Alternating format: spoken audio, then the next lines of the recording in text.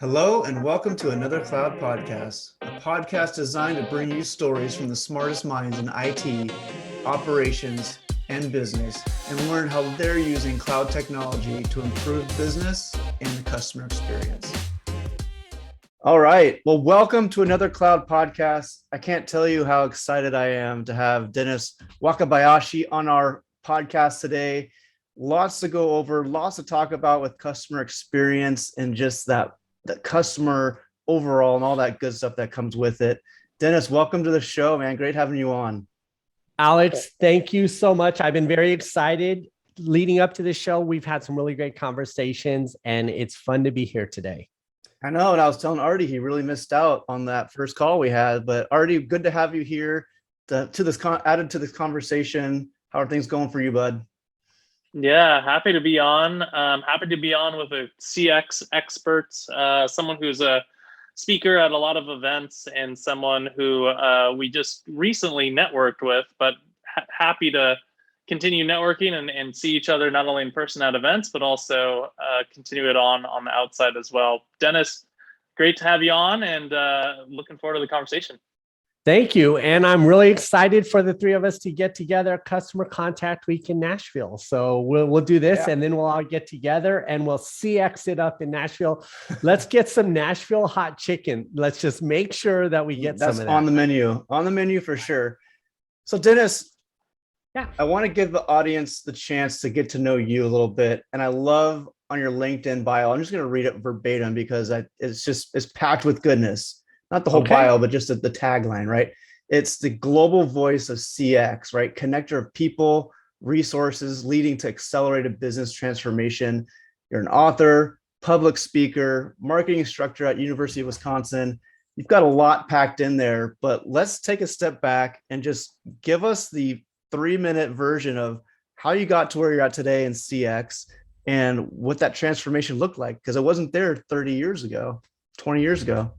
So yes. All right, Alex, let's just go way back. Here's how it all started. I don't think I talk about this a lot. You can find some content, but really here's the real old school story. When I was growing up, I was in a rough neighborhood, and across the street from my house was an abandoned housing project. This housing project had been abandoned for maybe 10 years. I don't know. It was always abandoned. Barbed wire fences had started falling down, and it was just this terrible eyesore on the community. But across the street was the park where the moms would bring their kids to play. And I always found this really ironic that right across the park, the children growing up were staring at this housing project that was obviously not tended to. So I went out and I painted this big giant mural on the housing projects that said, "Greatness can start anywhere." It sort of transformed the neighborhood so that it became not this eyesore, but it became a beacon of hope for everyone in the community. And it changed the dynamic. And it was then that I realized that big experiences had impact on a lot of people's lives. I went on from that to be found on television doing graffiti by an ad agency. The ad agency took me in. There were no computers then. We were in the apprentice system. I apprenticed under art directors and creative directors. I was a digital native or digital, I guess, pioneer, or maybe that's the wrong word. Let's just say when I was in my teens, I taught myself to program computers. So when the computers did arrive in the ad agencies, I knew what they were and how to work them, which unfolded my digital career. Then I went on to do digital advertising and marketing across a number of channels. I got highly involved in social about 10 years ago and started posting regularly on all the channels about digital marketing. Customer experience came into vogue, which I think is just another fancy way to say omni-channel or integrated marketing, but we called it customer experience. The nuance there is I think omni-channel and and integrated marketing are about broadcasting or reaching out to audiences, where I think customer experience made that little inversion to where it was really us talking to one person at scale. So I delved into that. I was lucky enough to become an early voice at Customer Contact Week. I started speaking there, began to do more shows. And then last year, I wrote a book that's being published in December. And I went on to teach, as you said, at the universities for digital marketing. All along that way, it's been a good adventure, but the best part about it is being able to meet people like you and Artie to talk about, what's going on in the world today and collaborating. Yeah, absolutely. I love the mission. I love the vision behind it. And we talked a little bit earlier about, there's people in our industry that are true like sales reps, and they're in it to like do a transaction or get some sort of whatever. And then there's people who maybe are in it for themselves, and maybe they're in the customer service or contact center or whatever it is, customer experience world, and it's all about how do I lower costs on my call center, how do I make the ROI better so I look better to my boss. And then there's this kind of third group, which is a lot like what we do, which is just evangelizing the good ideas, creating a sense of community so that we all can network and talk to each other in a very positive way to push forward customer experience and push forward customer service and contact centers and things alike. So Dennis, tell us a little bit about, where do you see yourself fit there? What's your ideals? How do you create that sense of community, much like you did with that mural on the wall in your neighborhood? Wow, a lot of questions, Artie. Let me unpack that. I would just say, I think you're right. Customer experience is a broad landscape. Let's keep in mind that customer experience as a business framework was mature in 1994. Okay, so we've had almost going on 30 years of this. It wasn't until 20 years later, in 2014, that the iPhone and payments in our hands became available. And that really unlocked customer experience business practices. So they were laying in wait, right? Then in 2015, Gene Bliss hit us all with the Chief Customer Officer. That book really gave us as business executives a blueprint for how to behave, to drive stakeholder alignment, to create business practices, to capitalize on the business framework.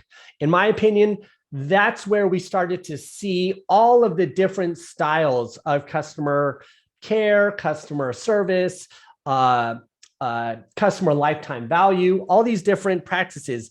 As we became more aware of the vocabulary and the opportunities to put the customer at the center, we saw all these different disciplines spring up. Those were the practitioner pieces. But all along the way, we had these evangelists who wrote the books, who gave the speeches, who cultivated the industry.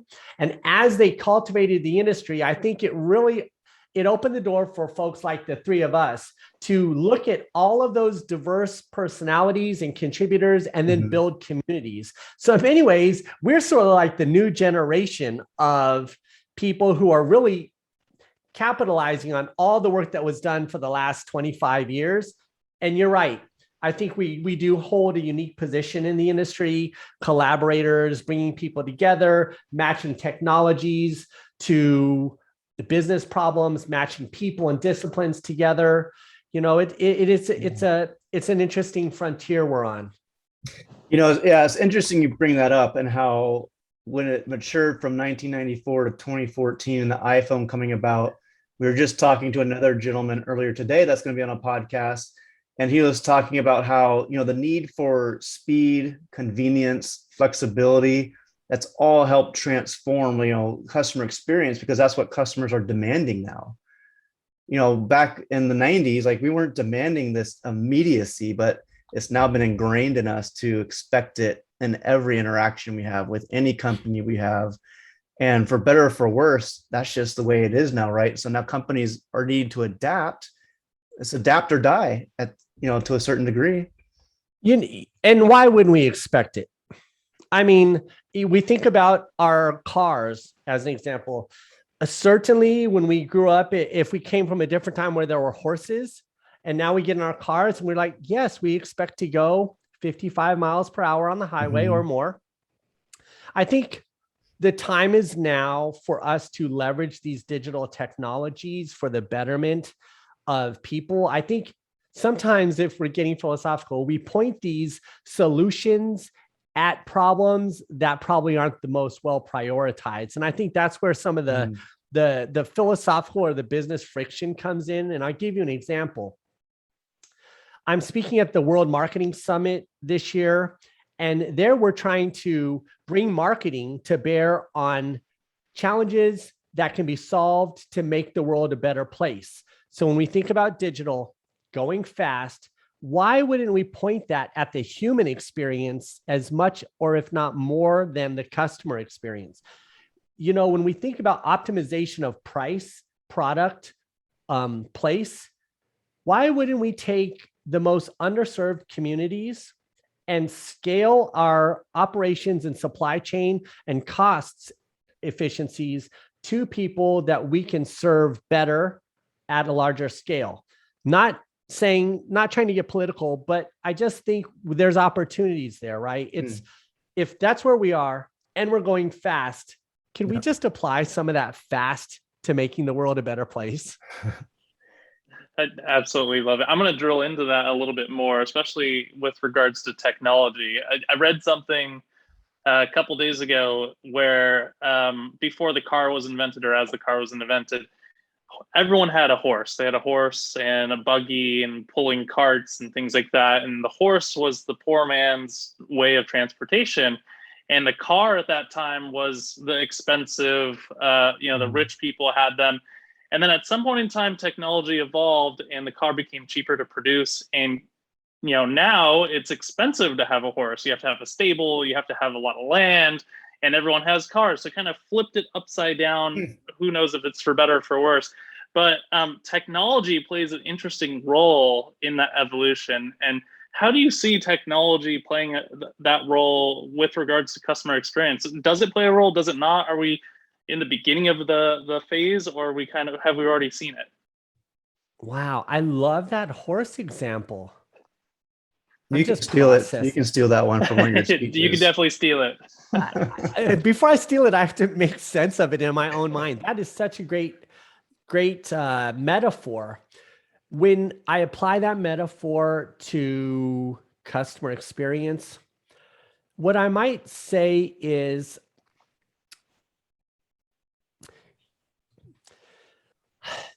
customer experience. First of all, what I think I want to acknowledge in your metaphor is that customer experience is nothing new. Transportation isn't new. We want to have better relationships with our customers. And as we use digital technologies to scale, if I'm following your metaphor, it gives us a chance to really help a lot more people.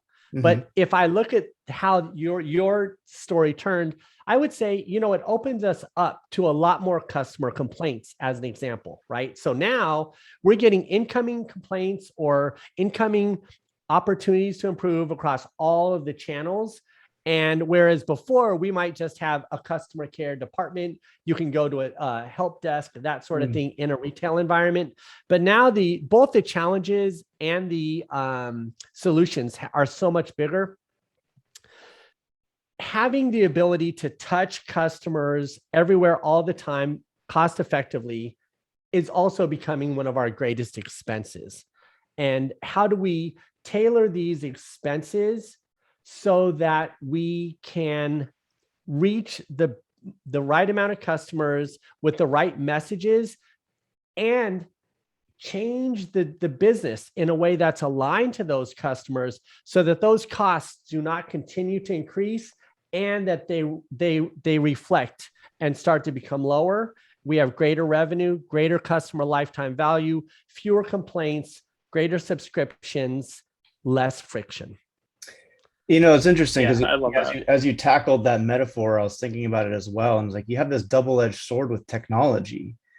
If it didn't come around, everyone was happy with the horse and buggy, right? They're getting by, not fast, but they're getting there. Then technology comes in, disrupts an industry. And now then there's a new expectation of going faster. And if you translate that to the omni channel, well, now there's chatbots and now there's SMS support and now there's all this. And so it becomes this, yes, it's great, but then like the other end of the spectrum is, well, shoot, well, now everyone's expecting it and it's created almost like a monster. It's like everyone talks about AI and the algorithms in Google and all these algorithms that are like, it's created a monster that they can't really control. And now you have the same thing on the omni experience where it's like, oh shoot, now look what we created for the industry. Like, well, in the guise of helping customers, now it's like, well, shoot, it's, for some it's helping them, for other companies it's hurting them because they don't have the resources or the manpower to bring it in and to do it effectively. Yeah. Technology, you're right, is just such an interesting addition because on one hand, you can scale it at no additional cost, but to your point, it opens you up to so many other concerns. I'll tell you an example. I worked at a major brand and we used digital technologies to send out discounts to customers, 1 million customers, 2 million at a time, 3 million. And I was fascinated because in our old traditional marketing, we'd send out a discount. People would go into the store, they would make a purchase. We'd see more foot traffic. We'd get more revenue. We exchange some profit for that traffic. But what I saw with this brand is we would send out the coupons and immediately there was backlash in the social channels of this brand represents this thing in my mind and it's negative. And it hit me then, and I don't want to plug too much here, but I've developed in my mind just 3 basic elements to all customer experience, which are reputation, reach, and then relationships. Now, we have a lot of different funnel metaphors that we use, frameworks in marketing, but I always use reputation, reach, and relationship because what I found was if I sent out PR centric messages into the social channels ahead of the coupons, company did this good thing, does this good for the community. You remember why you love them for this. And I seeded the market with positive vibes. And then I send the coupons, redemptions went up. The backlash was minimal. And then I could convert them into email, into a channel where I could continue to cultivate those relationships so that each time we went for the reach, it became a lower cost and higher impact. But missing the reputation piece of it was a recipe for digital disaster. That's an amazing example. And we see retailers fall flat here a lot, especially since we're all consumers and we all get marketed to through social media, for example, and I won't name any names, but some companies in the retail world will market and essentially capture your attention through, let's say, Instagram or Facebook or whatever it is, and you'll have 100% of your buying and your coupons and your discount experience, top of the funnel stuff, through those platforms. But then they fall very flat because if you ever need to return something, exchange or whatever, you have to call in, you have to channel switch, you have to change.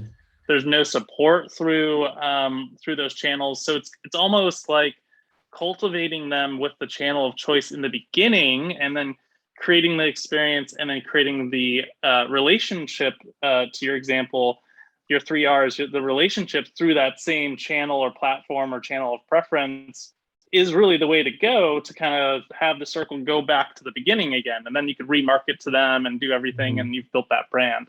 I love that. So thank you for, you get it, obviously. I mean, we're all CX guys. Here's what I think. This is my general thinking about the consumers, particularly, and let's just say in the United States. I believe all consumers are already subscribed. I would venture a guess. When I was growing up, we always had this demographic and level of expendable income. I don't know about you guys, but my family, we don't have any expendable income. We have Netflix subscriptions, we have cell phone subscriptions, we have 10 restaurants that we just cycle through on our neighborhood. Any money that we spend externally that isn't an investment, that's an expenditure, it's already dedicated to a brand that we have a relationship with. Unless we're traveling or we're in a context where all options are new, when faced with existing options, consumers tend to go with the ones that they've in their mind subscribe to. I say that because, Artie, when you talk about that relationship piece, that's where all the revenue for brands really is. It's, to your point, savvily, in a savvy way, if you get them in the channel that's best to them, you're most relevant, and you can cultivate them, that's ideal strategy. But regardless of which channel or where they are, if you can develop a long-term relationship, customer lifetime value, you're looking at growth on the bottom line for 2 to 3% year over year, month over month, week over week. That's where the money is. And when we think about cell phones, how long have you been with your cell phone providers? Artie, how long have you been with your cell phone provider? 20 years at least. Since cell phones, since I got my first cell phone. How about you, Alex? I've been with mine for at least a decade. If I did switch, I went back the second the contract was up at one point, because it was the same one. It's so there you have it. There's where the big revenue is. It's switchers. Switchers are, if you can get switchers, they're big money, but it's much better in these days to just focus on your true customers and cultivate great relationships. So let me piggyback off of that a little bit. Sorry, Alex. Let's talk a little bit about the pandemic, how, March 2020 kind of changed things for, not only immediately, but for the more long term. A lot of people were trying to solve for that as if it was a recession, or as if there was a competitor that came into their market and took a lot of their customer share. And that's not necessarily the right way to react to it, because the pandemic created unemployment where people couldn't afford those extra things. They couldn't afford to be loyal to a brand anymore, at least for the short term or maybe for the long term. So what have you seen in the customer experience world as a result of this major change? Has it shifted? Has the dust settled yet? Is it not settled yet? Are we still in chaos mode? But I'll say this. The 2013 was when we knew on Black Friday that e-commerce was overtaking retail in terms of the velocity of growth. That was the paramount customer experience moment where revenue indicators pointed us towards the digital customer. The pandemic did the exact same thing for the employee experience. So what happened was, in the customer experience, we had a funnel where you started at the top of the funnel of awareness and you moved down to purchase. But all of a sudden in 2013, that funnel turned upside down where you had awareness and then you went, oh my goodness, I could shop anywhere in the world right now from my phone. I'm going to do that.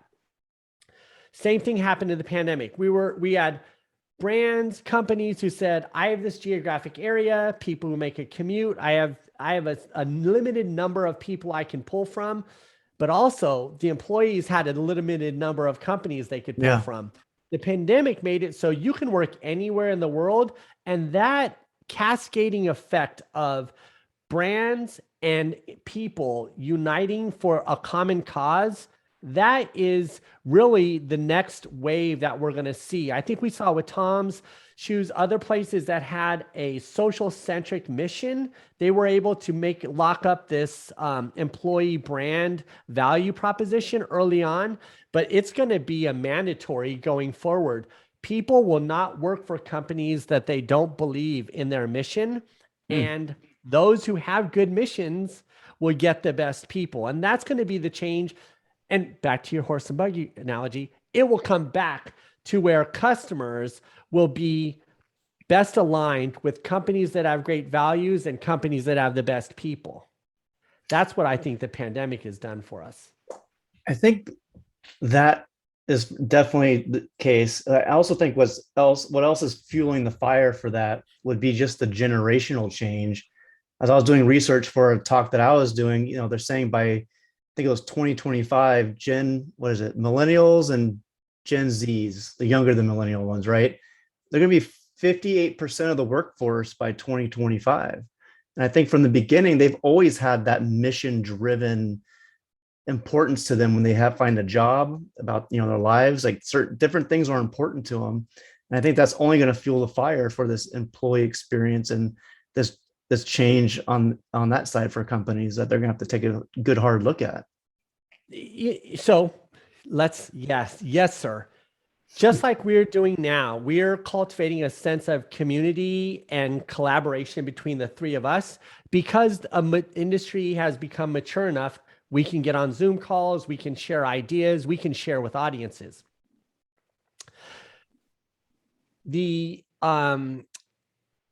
Likewise, those younger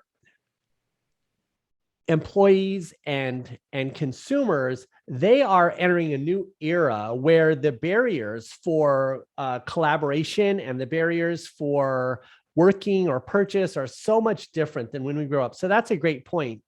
What I also think in that whole mix of changing the landscape, here's something that I don't think people talk about a lot. If you had a disability before the pandemic and you were trying to get a job, it was really difficult because you had challenges with the workplace. How do I get, let's say I have a machine or something that helps me get to my job, or some sort of assistance that I need. Well, those barriers are gone too. So not only do you have this new workforce that comes out there, you can tap into this other wildly well-skilled workforce that before had challenges in the physical environment. So it's definitely a new world of collaboration and empowerment for everyone. And can I jump on my soapbox? One more thing. Thank you for this. I think we see the global economy opening up too. So now you can work for any company anywhere in the world, but we see workers from other countries coming into US opportunities. And I like it because it's humbling. And I often find that there are a lot of people charging high wages that are charging a lot, where you have an equal or maybe more sophisticated worker in a different country. And I like the balance, the equilibrium that's happening. Ultimately, back to what you were saying, Alex, companies that exist for profits, who are just looking for money, this next generation, to your point, that's not going to be how it works. Yeah, what are your thoughts about the gig economy? So people being able to pick and choose, I want to do 3 hours working for customer service for this call. I'm going to work 4 hours to do some sales outbound calls for this company, and kind of like tools like Fiverr and other technology tools that enable them to really just do this digital nomading, where they can work anywhere in the world at any time of day, almost like Uber, but as long as they have computer and internet, they can profit off that or make a business out of it.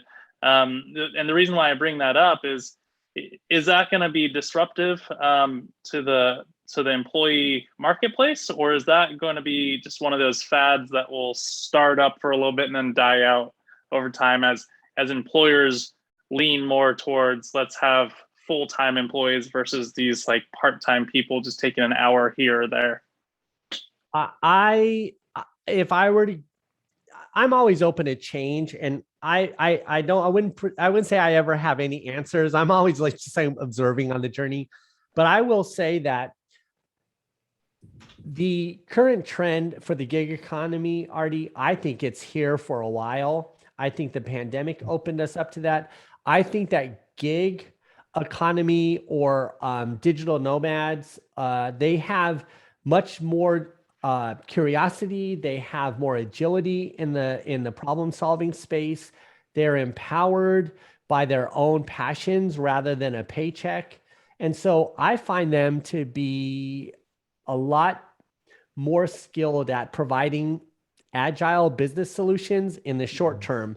So if you can articulate your business problem and you can tap into a set of specialists to solve that problem in the short term, that's a very good use of energy for a brand, for a company, and for people. Getting people to sign up for the long haul to go do whatever when you tell them to do the next thing, it just doesn't feel like that's how things are going to work going forward. Yeah, it seems like maybe more on the lower end items, right? it almost sounds and feels like a consultant that's had industry experience for 30 years. Now he's taking his gig work and he's consulting for three or four companies. That I can see like being the spot, but that middle career spot stuff, middle management, I don't see that happening completely, but who knows? I could be wrong, but I see the hangups in some of that where everybody's a gig economist in that sense. Well, what I would say there is just if we want to take real world examples, I manage a team Wakabayashi. I have over 40 gig economy people all lined up. What I did interestingly there was early on, one of the people who joined our team had a very strong HR background. So they onboarded everyone as they would an enterprise level corporation, but left them with their own autonomy, independence, curiosities, and passions. So we unify on small accounts. We can solve a small thing, but right now we're in the middle of solving an enterprise level challenge for a major company. And all of these people work at all kinds of different times of the days on the things that are important, and we're extremely agile and low cost. I view that as a case study that is proof positive that you can execute with the right team of gig economy people at any scale.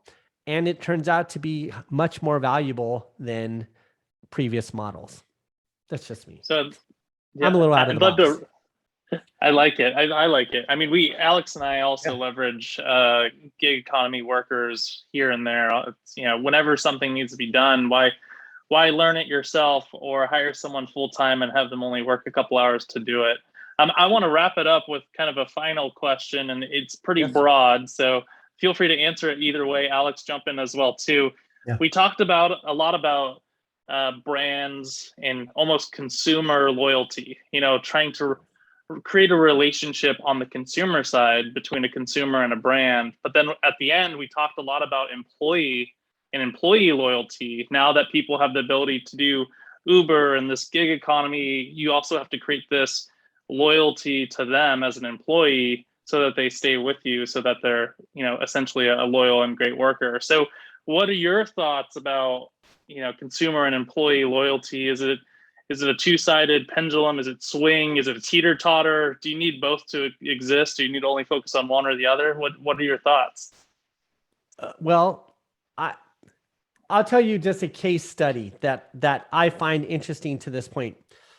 One of the things that I used to do at major brands that was a little bit interesting on this topic is I increased most brands that I work with, their subscriber or their loyalty base by 10,000 or more people per month all year round. And I could do that year after year. And people were like, how could you possibly do that? And I could do it for basically free. Here's the move. When you have a multi-unit retail business, if you simply put the email opt-in to become part of the loyalty club during the application process for a particular location, you'll find that most of the people who apply to work at your restaurant are also fans of your restaurant. And whether they get the job or not, they will come in and get $1 off a particular food item, or they will redeem a birthday offer all the time. So now you have this interesting dynamic where we're for sure certain employees are customers at most of your brands. Those are the people I would focus on to drive revenue. They're your biggest advocates. They're already loyal to you, and they come after you. I mean, that's the sweet spot, Artie. Oh, totally makes sense. I mean, that's every career move I've ever made was I want to work for a company that I like, that I use, that I could relate to, whether it's in health and wellness or technology. So I'm drawn to those companies already. I'm already a consumer of their product. Totally makes sense. Even if I don't get the job, or if I, don't get the opportunity, or maybe I leave a year later and go to a different opportunity, I'm going to still stay extremely loyal to that brand. So that's great. I worked at a number of restaurants in my career, and I don't work for them now, but I still buy their products. Absolutely. Yeah. It's interesting. I think that's a great point, and your employee loyalty is key, right? You think about these huge brands that have tens of thousands of employees, focusing there, right? Focusing on that employee experience. And they can go out there and be your champions through conversations and through whatever channels they talk to other people. Well, and if we're talking about reputation, reach, and relationships with the consumer is one thing. Relationships with a human that is also part of your business machine, that's a whole nother. I mean, employees, the relationship between your brand and employee, that's huge. Yeah. And it, like you said, it goes back to your 3 R's, reputation, reach, and relationships. And it's not just to the consumer level. Relationships, which brings us back to us. What a great relationship we have. Thank you for having me on this show. Absolutely. One quick last plug for you. This book that you're writing, give us a quick overview. What's it going to be about? What are people going to get from it? So a lot of people get ghostwriters to write the book. It's a thing in the space these days. I got a ghostwriter. I had it written and my wife read it. What I did was I thought to be more authentic, I would let the ghostwriter write it. And then I would put in chapters of paragraphs in each chapter to sort of make it my own. I showed it to my wife and she immediately said, "You're never, ever publishing this ever." And I said, "Hey, but I could just put it on Amazon. I could check the author box and, I'd be good. And maybe one person would read this book." And she said, "Absolutely not." She said, your whole thing is your perspective on things. You definitely cannot go out and make a book with someone else's perspectives in it at all. So I got rid of the book. A year later, I was contacted by a publisher who said, "Hey, will you write this book?" So to your point, Alex, the book is interesting because it's just basically a memoir of weird situations I got into as I came up through the ranks, whether it was crazy all-nighters and advertising agencies or running out of chickens in restaurants or building strange internet protocol backbones across the United States in the startup.com era. It's just a bunch of memoirs and it all amounts to experiences that matter. Yep. Graffitiing buildings where you grew up. I get it. Yeah, totally. I'm sure that's in there. Well, Dennis, it's been an absolute thrill having you on. I cannot wait till we can see each other in person in Nashville at ECW.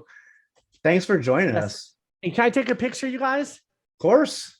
Okay. Oh, yeah, absolutely. I want to post up about this. All right, gents. Smile. All right, cool. If it's okay if I post up that I was on the show with you two gentlemen today. Absolutely. Of course. Absolutely. Well, that wraps up the show for today. Thanks for joining. And don't forget to join us next week as we bring another guest in to talk about the trends around cloud contact center and customer experience. Also, you can find us at adleradvisors.com, LinkedIn, or your favorite podcast platform. We'll see you next week on another Cloud Podcast.